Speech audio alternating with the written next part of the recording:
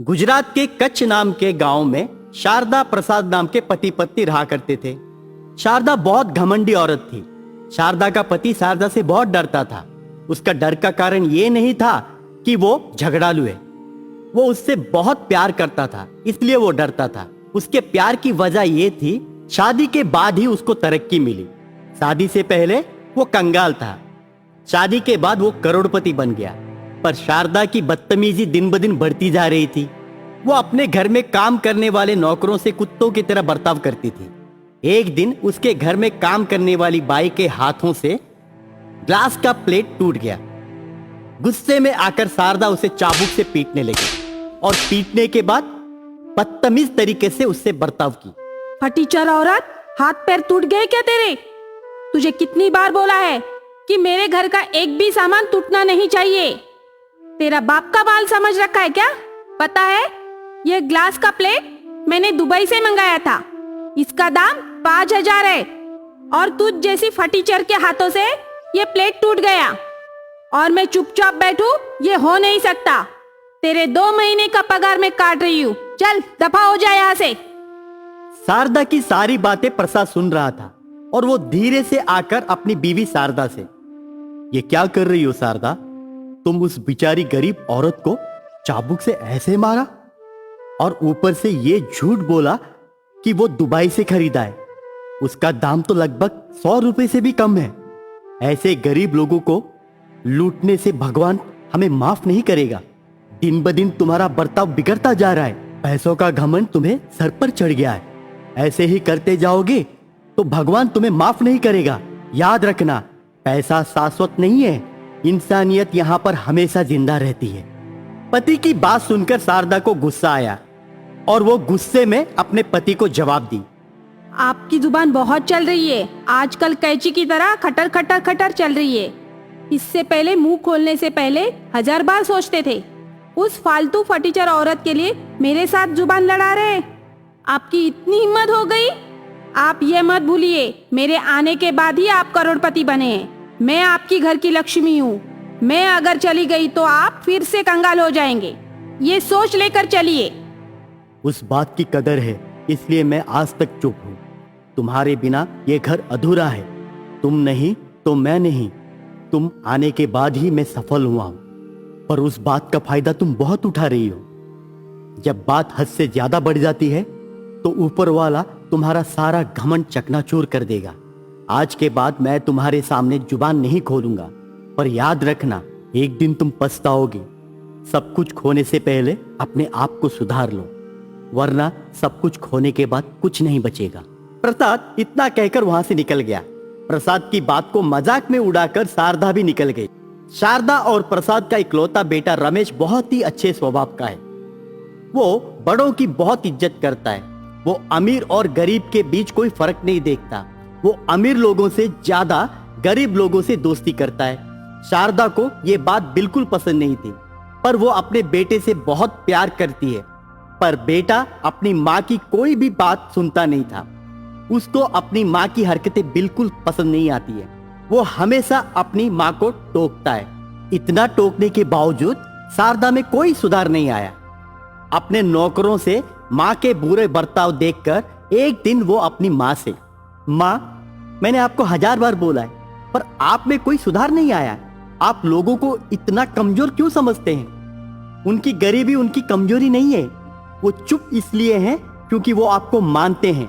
एक बार वो अपने आपा खो बैठेंगे तो आपकी इज्जत की नीलामी हो जाएगी। एक बार ऐसा हो गया ना माँ, तो आप कहीं मुंह दिखाने के लायक भी नहीं रहेंगे।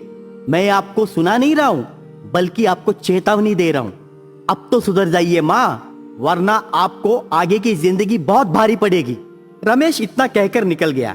रमेश अनामिका नाम की एक गरीब लड़की से प्यार करता है। अनामिका भी रमेश से बहुत प्यार करती है। अनामिका को रमेश की माँ के बारे में सब कुछ पता है, इसलिए वो शादी के लिए इनकार कर देती है। पर रमेश अनामिका को शादी के लिए मनाने की कोशिश करता है। एक दिन रमेश अनामिका से, अनामिका, क्या तुम्हें मेरे ऊपर भरोसा नहीं है? क्या तुम ये सोचती हो कि मैं तुमसे प्यार नहीं करता हूँ? क्या तुम ये सोचती हो कि मैं भी अपनी माँ के जैसा हूँ? या फिर तुम ये सोचती हो कि मैं तुम्हें आगे जाकर धोखा दूंगा? मैंने तो तुम्हें तहे दिल से प्यार किया है। मुझे पता है तुम भी मेरे बगैर नहीं जी सकती हो। फिर भी तुम मेरी माँ के डर से मुझसे दूर होने का फैसला किया है। पर मैं तुम्हारे बगैर जी नहीं सकता। अगर मुझे मेरे घर से अलग होना पड़े तो मैं होने के लिए तैयार हूं, पर मैं तुमसे अलग कभी नहीं हो पाऊंगा। तुम अगर शादी के लिए इनकार कर दिए तो समझ लेना ये मेरी जिंदगी का आखिरी दिन होगा। रमेश की बात सुनकर अनामिका रो पड़ती है और वो रोती हुई रमेश से, मुझे माफ कर देना रमेश, मैं तुम्हें ठीक से पहचान नहीं पाई। तुम दिल के इतने अच्छे हो, फिर भी मैं तुम पर भरोसा नहीं कर पाई। मुझे हमेशा से लगता था कि अमीर घर के लोग गरीब लड़कियों का इस्तेमाल करके उन्हें छोड़ देते हैं, पर तुम वैसे नहीं हो। तुम सिर्फ मेरे लिए ही बने हो। मैं वादा करती हूँ मैं कभी तुम्हें तुम्हारे घर से अलग नहीं करूँगी। मैं सदा तुम्हारी हूँ। आगे जो होगा देखा जाएगा। चलो आज ही जाकर मंदिर में शादी कर लेते हैं। अनामिका की बात सुनकर रमेश खुश हो जाता है और वो दोनों तुरंत जाकर मंदिर में शादी कर लेते हैं। दोनों शादी करने के बाद सीधा अपने घर चले जाते। शारदा अनामिका और रमेश को शादी की जोड़ी में देखकर पसीना पसीना हो जाती है, गुस्से में तिलमिला जाती है। पर बेटे के ऊपर का प्यार उसे चुप रहने के लिए मजबूर करता है। वो मजबूरी में आकर रमेश और अनामिका को आरती देती है। शारदा झूठ मूठ का नाटक करती है कि उसे वो शादी पसंद है, पर रमेश को अपनी माँ की हरकतों के बारे में पता है।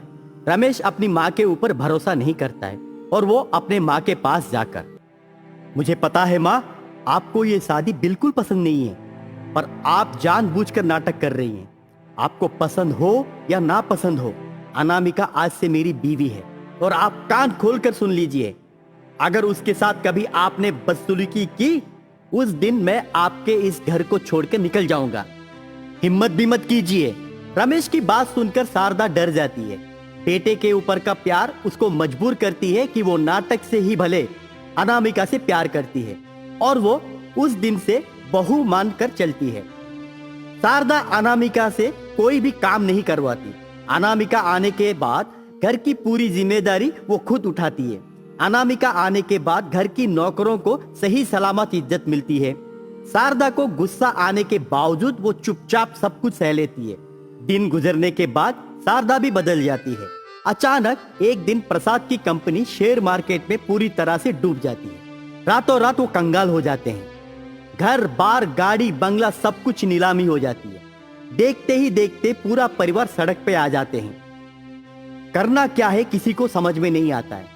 घर की जिम्मेदारी अब अनामिका उठाती है। वो लाज शर्म सब कुछ छोड़कर बीच सड़क पर ढोकले बेचने का काम शुरू करती है। बचपन से अनामिका खाना बनाने में माहिर थी और अनामिका की ढोकले खाने के लिए गांव के सारे लोग देखते ही देखते अनामिका का ढोकले का व्यापार मशहूर हो जाता है। अनामिका अपने बलबूते पर जो कुछ भी खोया था वो सब कुछ हासिल करती है। अनामिका की वो काबिलियत देखकर शारदा के आंखों में पश्चाताप के आंसू निकल आते हैं और वो रोती हुई आकर अनामिका को गले लगाती है और वो रोती हुई अनामिका से कहती है, बेटी अनामिका, पैसों के लालच में आकर गरीब लोगों को कीड़े मकोड़ों की तरह देख रही थी, पर तुमने मेरी आंखें खोल दी। इंसान अगर चाहे तो कुछ भी हासिल कर सकता है। इस दुनिया में पैसा ही सब कुछ नहीं है। अगर कोई मन में ठान लिया तो नामुमकिन को भी मुमकिन कर सकता है। तुम्हारी वजह से मेरा सारा घमंड चकनाचूर हो गया है। मुझे माफ कर देना बेटी। मैंने तुम्हें मेरे बेटे के डर से झूठ मूठ का प्यार दिखाया था। आज के बाद तुम मेरी बहू नहीं बेटी हो। शारदा की बात सुनकर अनामिका रो पड़ती है और रमेश भी माँ के पास आकर माफी मांगता है। माँ, मैंने आपके साथ बहुत बुरा बर्ताव किया है। मैंने बहुत बुरा भला सुनाया है। मुझे माफ कर देना माँ। मैंने आपके साथ कुछ ज्यादा ही बुरा बर्ताव किया था। मुझे माफ कर देना माँ। मैं आपके सामने हाथ जोड़ता हूँ। इतना कहने के बाद रमेश अपनी माँ के पैर में गिरा तो माँ ने माफी देकर रमेश को गले लगाया और साथ साथ अनामिका को भी गले लगाया। फिर से घर में नौकर चाकर सभी आने लगे। अब शारदा उनके साथ अच्छे से व्यवहार करने लगी। रमेश और अनामिका को 1 साल के बाद सुंदर सी कन्या पैदा हुई। कन्या पैदा होने के बाद फिर से उनके घर में 4 चांद लग गए। प्रसाद का व्यापार फिर से शुरू हो गया और वो तेजी गति से चलने लगी। फिर से प्रसाद ने जो कुछ भी खोया था सब कुछ पा लिया। उनके घर में अब खुशी ही खुशी का माहौल था।